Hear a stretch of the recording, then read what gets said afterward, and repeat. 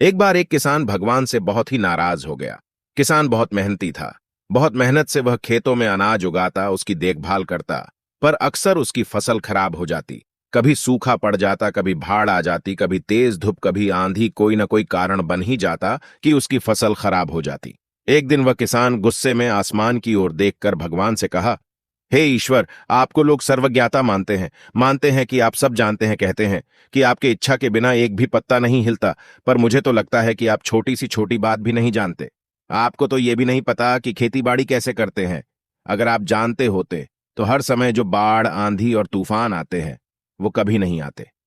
आप नहीं जानते कि कितना नुकसान उठाना पड़ता है हम किसानों को। यदि आप मेरे हाथ में यह शक्ति दे दे कि जैसा मैं चाहूं वैसा मैं मौसम कर दूं, फिर आप देखना, मैं अन्न के भंडार लगा दूंगा। भगवान इस किसान के तीखे वाक्य सुनकर मुस्कुरा रहे थे और वह किसान के सामने प्रकट होकर बोले, मैं आज से तुझे यह शक्ति देता हूं कि तुम अपनी खेतों पर तुम्हारी जैसी इच्छा ही तुम वैसा मौसम कर दोगे। मैं बिल्कुल भी दखल नहीं दूंगा, तुम्हारी इच्छा से सब कुछ होगा। किसान बहुत खुश हो गया। किसान ने गेहूं की फसल अपनी खेतों में बोई। जब उसे लगा कि खेतों को धूप चाहिए तो खेतों को धूप मिले, जब पानी बरसना चाहिए तभी पानी बरसा। आंधी, तूफान, बाढ़ कुछ भी उसने अपने खेतों पर आने नहीं दिया। किसान के खेत में इस वर्ष ऐसी फसल हुई जैसी कभी नहीं हुई थी। हरी भरी लहलहाती फसल। मन ही मन वह बहुत खुश हो गया और सोचने लगा, अब सबूत के साथ दिखाऊंगा भगवान को कि इसे कहते हैं शक्ति का सही उपयोग। मेरी सफलता देखकर उन्हें अपनी नियम जरूर बदलने पड़ेंगे। कुछ दिन गुजरे, फसल कटने को तैयार हो गए। किसान बहुत उत्सुकता के साथ फसल को काटने लगा, पर जैसे ही उसकी नजर गेहूं की बालियों पर गया तो उसने अपना सिर पिट लिया और वह रोने चिल्लाने लगा। गेहूं की एक भी बाली के अंदर गेहूं का दाना नहीं था, सारी बालियां अंदर से खाली थीं। किसान बहुत दुखी हो गया।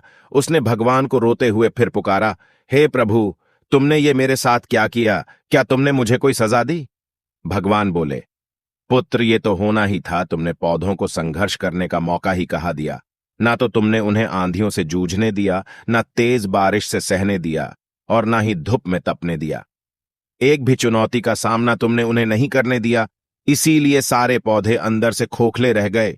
जब आंधी, तूफान, तेज बारिश और धूप पड़ती है तभी ये पौधे अपने अस्तित्व को बचाने के लिए संघर्ष करते हैं, और इसी संघर्ष से एक बल पैदा होता है जिसमें शक्ति होती है, ऊर्जा होती है। और यही ऊर्जा पूर्ति तेरे गेहूं के दानों की तरह जो नहीं फूटी, तूने उन्हें कठिन परिस्थितियों से गुजरने ही नहीं दिया जहां उनके अस्तित्व का जन्म होता।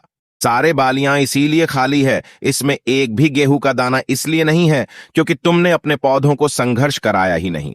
याद रखिए, स्वर्ण में सवर्णीय आभा तभी आती है जब वह आग में तपने, गलने और हथौड़े से पीटने जैसे संघर्षों से गुजरता है। कोयले का टुकड़ा हीरा तभी बनता है जब वह उच्च दाब और उच्च ताप की मुश्किल परिस्थितियों से गुजरता है। इसी तरह यदि हमारी जिंदगी में कोई संघर्ष ही ना हो, कोई चुनौती ही ना हो, तो हम भी गेहूं की बालियों की तरह खोखले रह जाएंगे। कोई अस्तित्व नहीं होगा हमारा। विपरीत परिस्थितियां, चुनौतियां, समस्याएं हमें और अधिक निखारती है। यदि जीवन में कठिन परिस्थितियां और चुनौतियां आए तो घबराना मत, बल्कि सामना करना। विश्वास करना कि आप और अधिक निखर जाओगे और अधिक मजबूत बन जाओगे। किसी ने कितना सही कहा है, जिंदगी जीना आसान नहीं होता, बिना संघर्ष कोई महान नहीं होता। जब तक ना पड्डे हथौड़े की चोट, तब तक पत्थर भी भगवान नहीं होता।